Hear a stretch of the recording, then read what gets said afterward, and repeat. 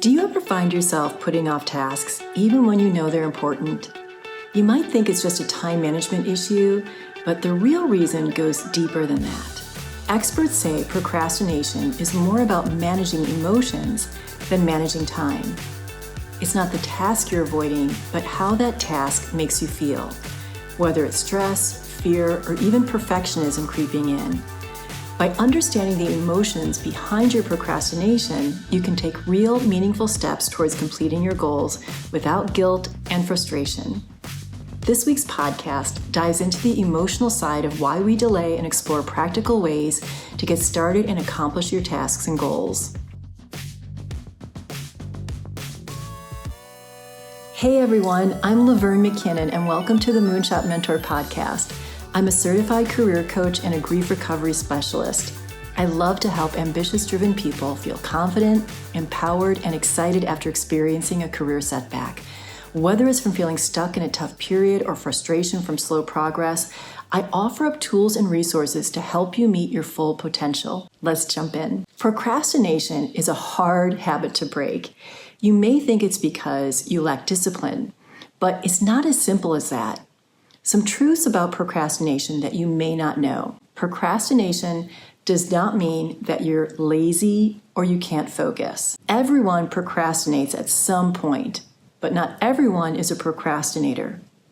Studies have shown that 1 in 5 adults worldwide procrastinate. The biggest misconception people have about procrastination is that it's caused by poor time management skills. While this might be true to a certain degree, it doesn't really fully represent the big picture. According to Dr. Tim Peichel at Carleton University, procrastination is an emotion regulation problem. Procrastinators are avoiding the feelings that a task brings up, not the task itself. So, in order to complete your task, you need to learn to cope with the emotions associated with the task.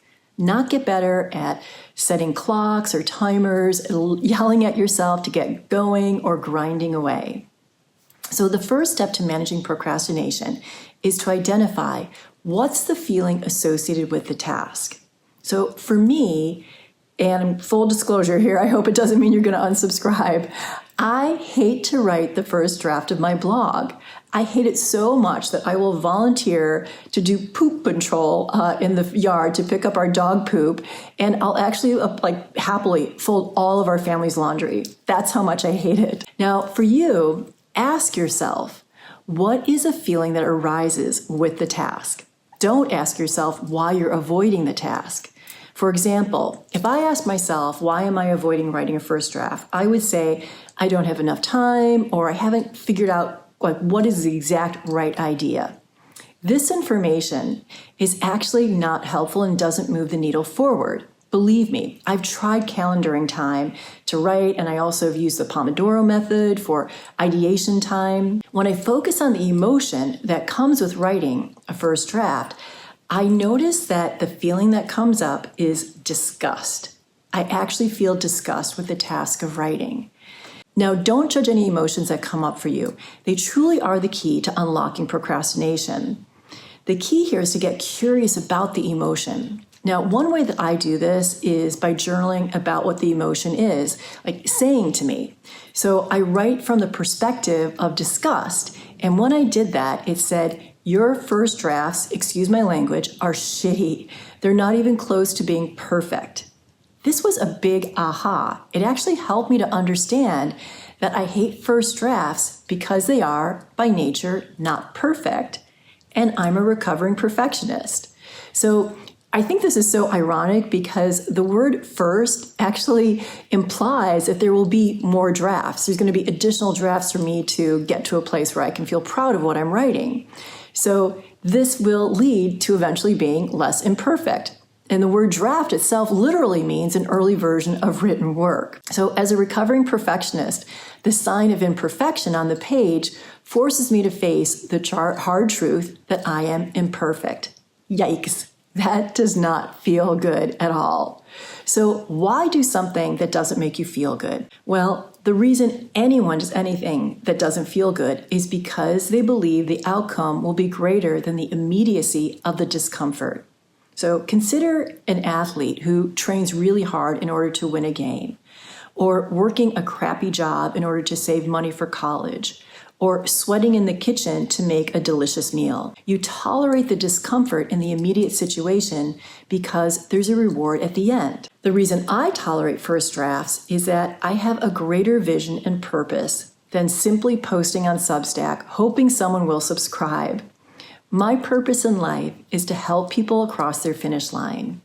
Writing my blog is a way for me to teach people emotional intelligence skills, practical skills to move forward in their careers, and how to rebuild resiliency after a setback. The fulfillment of achieving that goal far outweighs the discomfort of not being perfect, especially when I hear success stories from readers and listeners, students, and clients. So after you identify the emotion associated with the task, the second step is to ask yourself how completing this task will honor your values, life purpose, and bigger goals. If the task doesn't do this, then maybe it doesn't warrant your time and energy. The final step after you've determined if the task is truly worth your commitment is to actually do the task. And you do the task by using the power of and. I'm disgusted and I'm committed to helping people. I hate being imperfect and I value process over product. I'm a perfectionist and I'll be writing several more drafts to make it better. Don't wait until you feel confident. Recognize that you can hold two truths at the same time. You can feel a negative emotion and still honor your values, purpose, and goals. Let's take a look at a case study to help make this come alive even more. So my client, Bill, is looking for a new job. Our initial sessions focused on identifying Bill's values, life purpose, skills, and talents. We discussed extensively what helps him thrive, his interests, and his passions. And then we identified jobs and industries that he was curious and really excited about. And so after conducting informational interviews and doing further research, Bill focused on moving into a sales role within the hospitality industry. Our next step was to revamp his resume. That's when Bill went from being on time, responsible, and eager in our work together to canceling appointments, not completing assignments, and he really became apathetic. This is not the Bill that I was familiar with and had been really witnessing grow and having all these breakthroughs. So this ultimately led to another breakthrough session where Bill divulged that every time he went to revamp his resume, he felt scared. Scared was an emotion that his father ridiculed when he was a kid. And so Bill was expected as a child to buck up and be a man. Being scared brought up experiences of being bullied. He felt frozen every time he opened up his laptop. As we explored his feelings of fear and what was underneath them, he started to see that he didn't want to disappoint his father. What if he redid his resume and nothing happened? What if he couldn't find a new job?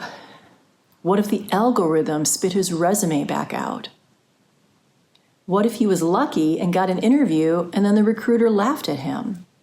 Bill was playing out a lot of scenarios in his head. Through coaching, Bill recognized that revamping his resume would not guarantee a new job, and that made him feel powerless. He also realized the feeling of powerlessness was what he really was avoiding. Once Bill saw the truth of his procrastination, he dug for more truth to break through. There are no guarantees in life, but if he doesn't try, then he's guaranteeing not getting a new job. If he does try to get a new job, he can be proud of himself for not letting fear drive his decisions. In revamping his resume, he can honor his values of try anything at least once before saying no, and his belief that you never really know.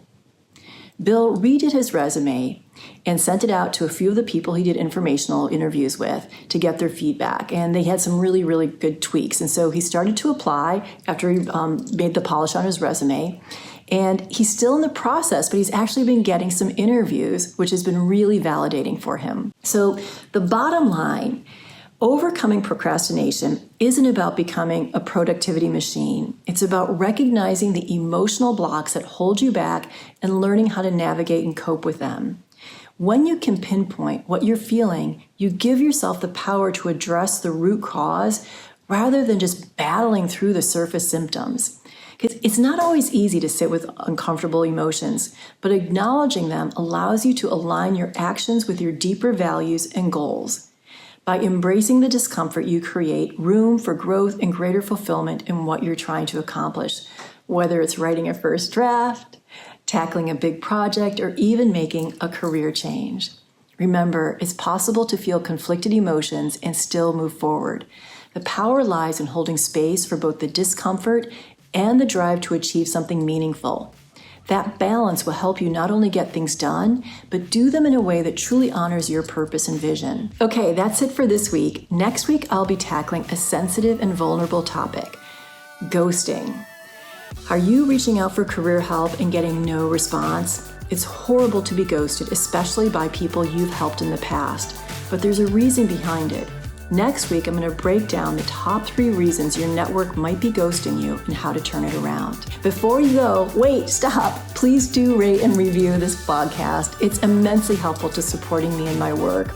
And remember to head over to Moonshot Mentor on Substack for journal prompts to help you navigate procrastination.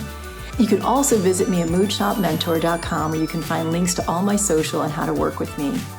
A very big thank you to Lynn Chen for the video and audio editing. You can find her on social at Ms. Lynn Chen. Thank you so much for tuning in, and I will see you next week.